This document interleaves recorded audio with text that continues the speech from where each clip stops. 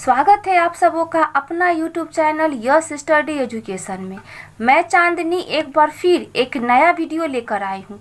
ये वीडियो विशेष रूप से सीटेट पेपर फर्स्ट से संबंधित है।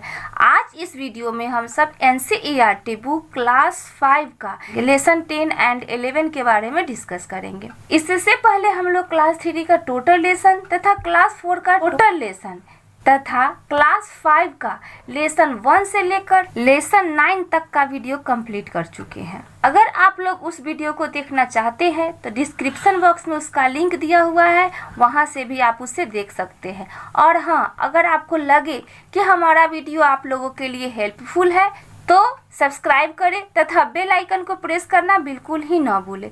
तो चलिए बिना देरी किए हुए स्टार्ट करते हैं। लेसन 10 बोलती इमारतें। इस लेसन में इमारत के बारे में दिया गया है तथा पूरे लेसन में गोलकुंडा के किले के बारे में ही चर्चा किया गया है। तो इसमें सबसे पहला जो टॉपिक है वो है गोलकुंडा का किला। तो इसका पहला पॉइंट है, यह आंध्र प्रदेश में स्थित है। गोलकुंडा कहाँ है? तो बुक में दिया हुआ था आंध्र प्रदेश, लेकिन अभी 2014 में जब आंध्र प्रदेश और तेलंगाना का बंटवारा हुआ तो उस समय गोलकुंडा जो है तेलंगाना राज्य में आ गया। तो अभी जो वर्तमान में है तेलंगाना है। अगर बुक में अभी भी आंध्र प्रदेश ही दिया हुआ है, लेकिन जैसे ही सीटेड में अगर आंध्र प्रदेश देगा तो वो भी सही होगा और अगर तेलंगाना देगा तो वो भी सही होगा। इसलिए इसको ध्यान से देखिएगा। इसीलिए मैं आंध्र प्रदेश और तेलंगाना दोनों को यहाँ पे नोट कर दी हूँ। नेक्स्ट है, इस किला का निर्माण काकतीय राजवंश के वारंगल के राजा ने 14वीं शताब्दी में बनवाया था। तो गोलकुंडा का किला किसने बनवाया था? तो काकतीय राजवंश के वारंगल के राजा ने। तो कब बनवाया? तो 14वीं शताब्दी में ये किला बनवाया था। काकतीय राजवंश के वारंगल के राजा के बाद बहमनी राजाओं के हाथ में गोलकुंडा का किला चला गया और मुहम्मदनगर कहलाने लगा, जो कि आपके बुक में नहीं दिया गया था, इसलिए मैं यहाँ नोट नहीं की हूँ। मैं सिर्फ आपको ये बात बता दी हूँ। बहमनी राजाओं के बाद कुतुबशाही सुल्तानों के हाथ में गोलकुंडा का किला आया। तो उसके बाद जो पॉइंट है वो है 1518 से 1687 तक यहाँ कुतुबशाही सुल्तानों ने एक के बाद एक राजाओं ने यहाँ शासन किया था। तो सबसे पहले काकतीय राजवंश के वारंगल के राजा शासन किए थे, उसके बाद में बहमनी राजा इस पे शासन किए और तीसरे नंबर में कुतुबशाही सुल्तान इस पे शासन किए थे। बस मैं इसको समझा दी हूँ, इसको आप ध्यान रखिए। फिर 1687 ईस्वी में इसे औरंगजेब ने जीत लिया और इस किले को जीतने के लिए तोप का इस्तेमाल हुआ था। तो 1518 से 1687 तक कुतुबशाही सुल्तान यहाँ पे शासन किए। उसके बाद 1687 में औरंगजेब गोलकुंडा का किला पे आक्रमण किया और उसे जीता और उसने इस किले को जीतने के लिए तोप का भी इस्तेमाल किया था। इसको भी ध्यान रखिएगा कि तोप का इस्तेमाल किसने किया था? तो औरंगजेब ने इस किले को जीतने के लिए तोप का इस्तेमाल किया था। इसके बाद में नेक्स्ट है, इसे पाने के लिए औरंगजेब की सेना 8 महीने तक किले के बाहर खड़ी रही थी। तो इसको ध्यान दीजिएगा कि गोलकुंडा का किला जीतने के लिए औरंगजेब की सेना जो थी वो 8 महीने तक किले के बाहर खड़ी रही थी। इसके बाद में नेक्स्ट है, गोलकुंडा के किले में कुल 8 प्रवेश द्वार या दरवाजे एवं 87 बुर्ज बने हुए हैं। इसको भी ध्यान से देखिएगा कि गोलकुंडा के किले में कितने प्रवेश द्वार या दरवाजे हैं? तो 8 और बुर्ज कितने हैं? तो 87। प्रत्येक बुर्ज के सामने सिपाही बैठे होते थे जो उसके छिद्र से दूर तक देखने में समर्थ होते थे। 87 बुर्ज थे और 87 बुर्ज के सामने सिपाही बैठे होते थे और वहां पे एक छिद्र होता था, उसे छिद्र से दूर तक देखने में वो समर्थ होते थे। यहाँ देखिए ये बुर्ज है, जो निकला हुआ जो है ये बुर्ज है और इसी बुर्ज के सामने सिपाही बैठे हुए रहते थे और उसके यहाँ पे जो छिद्र है इसी छिद्र से दूर तक देखने में वो समर्थ होते थे। इसके सबसे निचले भाग में एक फतेह दरवाजा भी है जिसे विजय द्वार भी कहा जाता है। तो इसके सबसे निचले भाग में क्या है, तो एक फतेह दरवाजा है जिसे विजय द्वार कहा जाता है। तो फतेह दरवाजा को विजय द्वार भी कहा जाता है। फतेह दरवाजा पर खड़े होकर कुछ बोले तो राजा के महल तक आवाज आती है। इसको भी ध्यान दीजिएगा कि कौन सा दरवाजे पे खड़े होके बोलने में राजा के महल तक आवाज आती थी, तो वो होगा फतेह दरवाजा। और फतेह दरवाजा को विजय द्वार भी कहा जाता है, ये दोनों ध्यान में रखिएगा। नेक्स्ट है, इसके छत पर फव्वारे भी बने थे तथा इस किले में कई बड़े बड़े टैंक थे जिनमें हर समय पानी चलता रहता था। इसके छत पे एक फव्वारा बना था, इसके किले में कई बड़े बड़े टैंक भी बने हुए थे जिससे हर समय पानी चलता रहता था। इसको भी ध्यान दीजिएगा।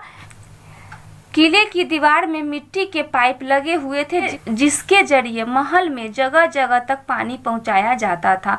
तो किले में किसकी पाइप लगी हुई रहती थी, तो मिट्टी की पाइप लगी हुई रहती थी और उसी पाइप के जरिए महल में जगह जगह पानी पहुंचाया जाता था।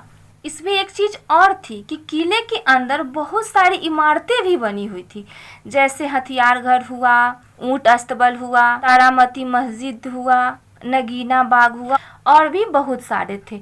इसकी दीवारों पर बारीक और खूबसूरत नक्काशी की गई है। यहाँ देखिए, ये है गोलकुंडा किले का नक्शा। इसमें मैं बताई थी कि 8 प्रवेश द्वार या दरवाजे हैं, पूरे 8 दरवाजे हैं। इसको छोड़ दीजिएगा क्योंकि ये किले के अंदर है, ये किले के अंदर का दरवाजा है और ये जो बाहर है ये पूरे 8 दरवाजे हैं। और इसमें पूरे 87 बुर्ज है। सारे दरवाजे का अलग अलग नाम भी दिया गया है। यहाँ देखिए, ये मकई दरवाजा है, यहाँ पे देखिए ये फतेह दरवाजा है और इसी फतेह दरवाजा को विजय द्वार भी कहा जाता है। और यहाँ पे जैसे ही सिपाही इस फतेह दरवाजे पे खड़े होकर आवाज लगाते थे तो ये राजा के महल तक आवाज आती थी। यहाँ देखिए, ये मोती महल है, ये शाही महल है, ये बावड़ी बनी हुई है। वैसे इससे तो आपके प्रश्न नहीं पूछे जाते हैं, लेकिन फिर भी मुझे लगा है कि मैं इस नक्शे को आप लोगों को एक बार बता दूं। नेक्स्ट एक नोट है, बच्चों को यह सोचने के लिए प्रोत्साहित करना चाहिए कि पहले के समय के रहन सहन, व्यवसाय, खान पान आदि कैसे रहे होंगे। इन विचारों को वो अलग अलग तरीकों में व्यक्त कर सकते हैं, जैसे अभिनय करके, चित्र बनाकर और कहानी बनाकर या किसी और तरीके से। ये जो पॉइंट है वो पेडागोजी के पॉइंट है, यानी कि शिक्षण शास्त्र के ये पॉइंट है यहाँ पे। तो इसमें कहा जा रहा है कि बच्चों को यह सोचने के लिए प्रोत्साहित करना चाहिए कि पहले के समय के रहन सहन, खान पान कैसे रहे होंगे और उनके अंदर इस बात के लिए कैसे विचार आते हैं, उसको अलग अलग तरीके से व्यक्त करेंगे। और व्यक्त किस तरह से करेंगे, तो वो अभिनय करके, चित्र बनाकर, कहानी बनाकर या किसी और तरीके से उसको व्यक्त करेंगे। इसका कुछ पॉइंट यहाँ पे लिखा हुआ है, किसी और तरीके से। उसके बाद में नेक्स्ट टॉपिक है हैदराबाद का म्यूजियम। इस लेसन में हैदराबाद के म्यूजियम के बारे में दिया गया था। तो इसमें है कि इस म्यूजियम में गोलकुंडा किले के आसपास खुदाई के दौरान मिली चीजें जैसे बर्तन, औजार, जेवर, हथियार आदि रखी जाती है। तो हैदराबाद के म्यूजियम में क्या रखा जाता है, तो गोलकुंडा किले के आसपास जब खुदाई के दौरान जो सामान मिली थी वो सामान में कौन कौन था, तो बर्तन था, औजार था, जेवर, हथियार, ये सभी चीजों को हैदराबाद के म्यूजियम में रखा जाता है। उसमें एक नेक्स्ट पॉइंट था, मल्लापुरम जिला केरल राज्य में स्थित है। इसको भी ध्यान दीजिएगा, उसमें एक पॉइंट लिखा हुआ था, इसलिए मैं यहाँ पे इसको नोट कर दी हूँ। नेक्स्ट चैप्टर है 11 सुनीता अंतरिक्ष में। आप लोग तो सुनीता विलियम्स का नाम सुने ही होंगे, जो कई बार स्पेस पे गई है। अंतरिक्ष में सबसे ज्यादा बार जाने वाली तथा वहाँ पे सबसे लंबा समय बिताने वाली जो पहली महिला थी वो सुनीता विलियम्स ही थी। उसी के बारे में इस लेसन में दिया गया है। इसका फर्स्ट पॉइंट है, सुनीता विलियम्स जब 5 साल की थी उन्होंने टीवी पर नील आर्मस्ट्रॉन्ग को चांद पर उतरते देखा और उनसे प्रभावित हुई। तो सुनीता विलियम किनसे प्रभावित हुई थी, तो नील आर्मस्ट्रॉन्ग से। तो नील आर्मस्ट्रॉन्ग कौन थे, तो चांद पे जाने वाले सबसे पहले व्यक्ति थे और उन्हीं से सुनीता विलियम्स प्रभावित हुई थी। इसको ध्यान दीजिएगा।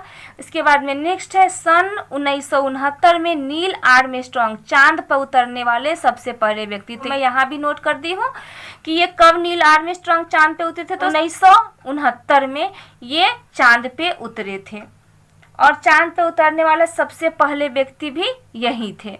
सीटेट में आपके इस तरह से भी प्रश्न पूछे जा सकते हैं कि सुनीता विलियम इनमें से किनसे प्रभावित हुई थी, तो आप इसलिए इस चीज़ को ध्यान दीजिएगा कि वो नील आर्मस्ट्रांग से प्रभावित हुई थी। उसके बाद में नेक्स्ट है उन्हें तैराकी बहुत पसंद थी। पहले तो वे गोताखोर बनना चाहती थी पर बाद में हेलीकॉप्टर पायलट बन गई।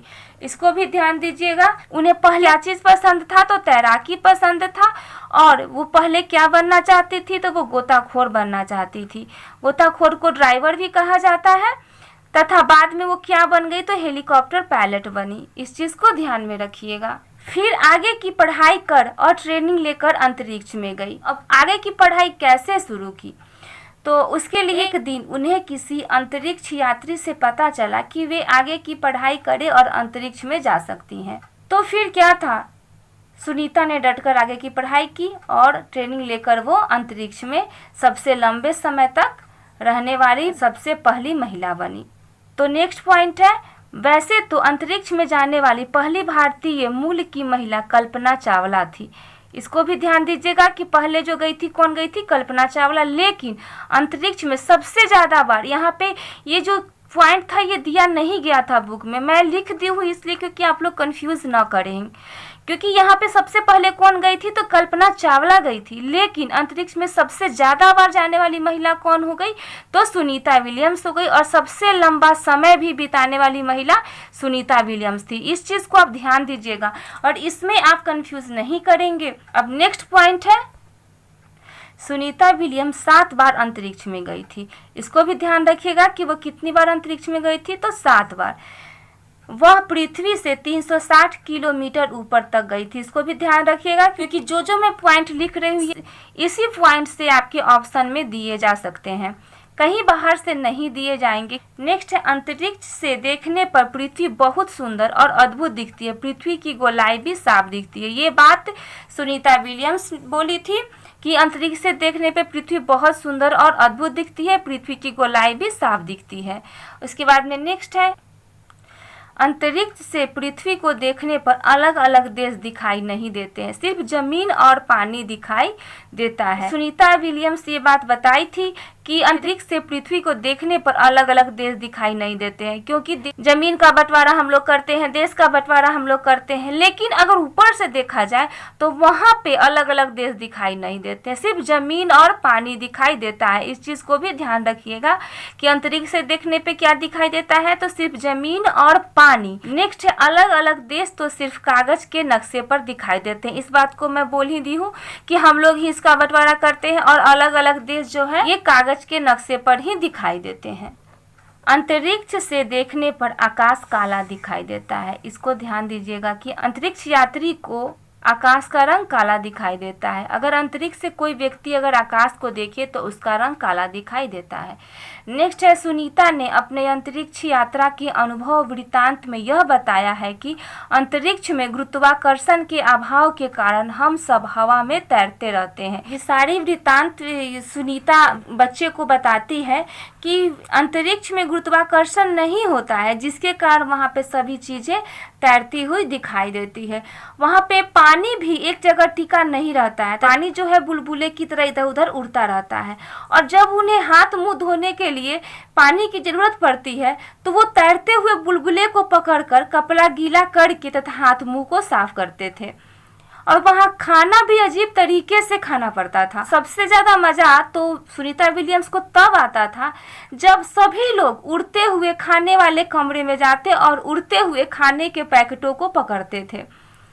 ये सारे वृत्तांत जो है वो बच्चे को बता रही है। उसके बाद वो बच्चे को ये भी बात बता रही है कि अंतरिक्ष में उन्हें कंघी करने की ज़रूरत भी नहीं पड़ती थी, क्योंकि बाल जो है वहाँ हमेशा खड़े ही रहते थे।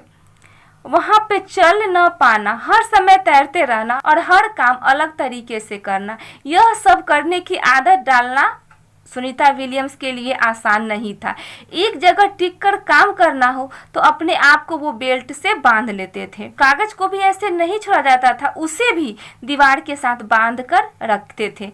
अंतरिक्ष में रहना बहुत ही मजेदार था, लेकिन मुश्किल भी थी। सारी बातें सुनीता विलियम्स बच्चे को बता रही है। खाना पीना एवं सारा सामान तैरता रहता है, और तो और अंतरिक्ष में जाने वाले यात्री के बाल भी हमेशा खड़े रहते हैं। ये बात मैं पहले ही बता चुकी हूँ और इसको मैं नोट भी कर दी हूँ। सुनीता का यह अनुभव गुरुत्वाकर्षण की अवधारणा को स्पष्ट करती है। जैसे ही ये बता रही है वो किसकी अवधारणा को स्पष्ट करती है, तो गुरुत्वाकर्षण की अवधारणा को। नेक्स्ट टॉपिक है उल्का पिंड। उस लेसन में उल्का पिंड के बारे में थोड़ा सा दिया हुआ था।